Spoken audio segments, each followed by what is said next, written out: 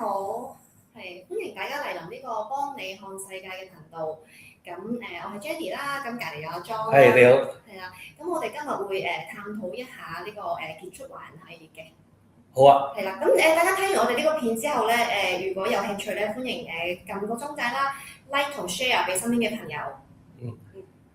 Jenny，你有冇去過美國加州每年有一個叫 Consumer Electronics Show 咧？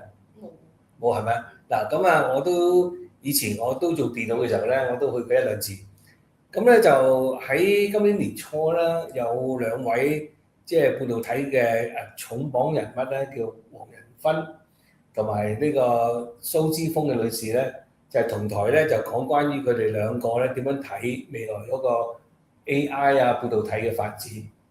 咁啊，你識唔識佢哋兩位咧？黃仁勳我知嘅，你講嗰個就有買佢嘅股票啊？係。係啦，咁嗱兩位咧就無獨有偶咧，都話喺呢個70年初嘅時候咧，當佢哋好細個嘅時候啦，幾歲嘅時候咧就移居咗去美國。咁黃仁勳當然啦，大家都知道佢 AI 咧好傑出啦。咁而呢個Lisa 咧，佢本身咧就喺 AMD 咧係高層啦。咁兩位咧都係經過呢個即係移民咗即係呢個美國之後咧，就成為呢一個嘅行內嘅頂峰人物。咁我哋成日都講咧，就係追求呢個美國夢係嘛。咁佢哋從細咧就喺美國讀書長大，咁跟住做嘢，到而家喺呢啲咁嘅跨國機構咧做 CEO 同埋呢個即係頂尖嘅即係地位啦。咁如果係冇一個美國呢方面嘅一啲我哋叫 high tech 嘅工業嘅即係呢個架構咧，或者呢一方面嘅機遇咧，佢基本上係達唔到。明白，我有啲問題想問下你嘅。好啊。我哋香港啲細路仔咧，自細都好努力咁補習啦，要考入名校啦。咁如果你話覺得佢哋去美國嘅話咧，係咪都係靠勤力就可以做到呢件事咧？其實唔係嘅，因為其實我過往嘅20年嘅移民嘅生涯當中咧，實際我睇咗好多嘅小朋友咧嘅香港咧，因為大家知啦，香港好似即係我哋比較死板啲係嘛，咁咧就唔係好鼓勵啲小朋友咧係多方面發展嘅。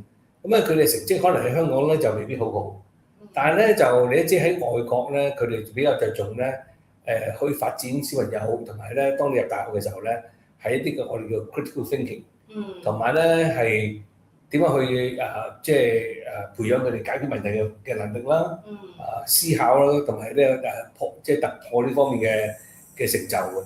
咁所以咧就有呢一個咁嘅即係環境嘅話咧，令到可能喺香港讀書冇咁叻嘅朋友咧，去到海外咧，或者特別係美國咧，佢哋嘅成績會更加好喎。咁即係話呢個就好似我啲客問我啦，如果小朋友讀書個成績都喺香港中中等等，咁去到美國都有機會成為一個傑出華人嘅。係啦，冇錯啦，好似頭先我哋講過兩位啦，黃仁勳同埋呢個蘇女士咁樣咯。咁如果啲小朋友讀嗰啲長春藤學校啦，咁佢哋點樣可以融入呢個名校圈？又或者有啲咩優勢可以俾到佢哋咧？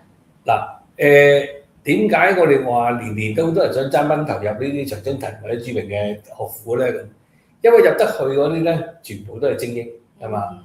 咁當然啦，精英佢哋畢業之後咧，都會喺各方面嘅都有發展啦，無論喺政府嘅部門啊，或者私人機構啊。都係可以做一啲非常之重要嘅職位。咁當你喺一班同學當中建立咗呢個網絡嘅話咧，我哋成日都話啦，識人就好過識字啊嘛。咁變咗嚟講咧，好多嘢你可能想喺事業上嘅發展啊，或者工作上嘅配合咧，有呢班同學咧，即係我哋所謂 alumni 啦嚇，咁好容易咧就係結合啦。咁呢個就係一個優勢嚟。係啲 connection 都好。係嘅，冇錯啦。嗱，頭先我講到咧，黃仁勳同埋呢一個蘇姿豐咧，佢哋好細嗰陣時咧，70年代咧就去咗美國啦。呢個美國夢咧，唔單止係你從細去到跟父母去移民喺嗰邊長大讀書。學知吳導演咧，其實佢差唔多喺人生嘅半途入邊咧，先去美國，然後再去登上即係我哋所謂即係金牌導演嘅一個咁嘅成就。咁所以我都係呼籲大家如果你想係追求呢個我想去American Dream 呢個咁嘅即係成就嘅話咧，不妨咧就考慮移民呢個美國。咁多謝大家收睇呢個節目啦。咁歡迎撳一撳個鐘仔 like and share 俾啲朋友嘅。咁有啲咩移民嘅問題咧，可以隨時揾我哋。多謝大家。好，多謝大家。咁希望大家如果喺美國嗰個尋夢方面咧，係需要我哋幫助嘅時候咧，請揾我哋幫幫啦。拜拜。